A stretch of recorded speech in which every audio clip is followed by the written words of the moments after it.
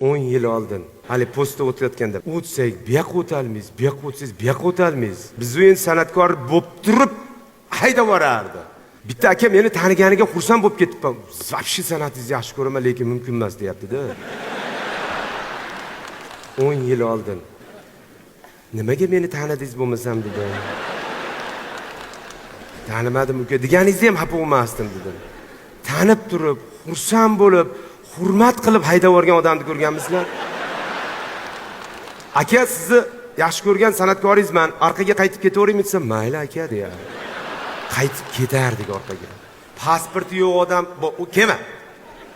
100% kirgizdirmaydi kelma. Ya taniyman, qahramon ekan o'shda ishlaydi. Yo'q. Dadangiz ishlasa ham o'tmas. Hozirga metanni o'chirtlari bor-ku. Undan ko'ra metanga ketdim degizdirib beradi. Ana shu mashina kelsa keyin ushuymiz deganga o'xshab ketardi mana shu. Nechta odam ketsa ham menmiki o'sha jinoyatchi deb ketardi. Shuncha odam o'zidan gumon qilardi. Ha, meni olib kirib ketar ekan hozir. Bo'ldi ushalibmiz. Nimaga bilmayman deydi. Yo bir aybingiz bormi? Yo'q. Ha nimaga bo'lsa o'zingizga baribir-da.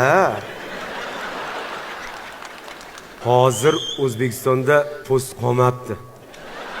Endi shu darajada qilib qo'yaptiki postni yana qaytamizmi? Yurib naryoqdan qaytib hali postdan o'tamiz deb o'tkazib yana ikkita patr oladigan.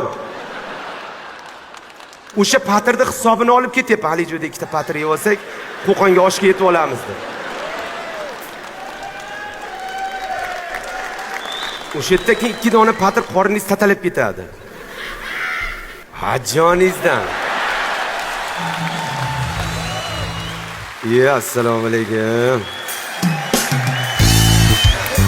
Qo'qondan Rahmat akajon. Hozir oynani ichiga, mashinani ichiga gay xodimlarimiz ham hadib qaravermaydigan, madaniyatli ayolim o'tiribdi mashinada. Oldin qizig'i yo'q edi. Kim bu? Ikkimi? Sharmanda qo'yardi hali birda oltda.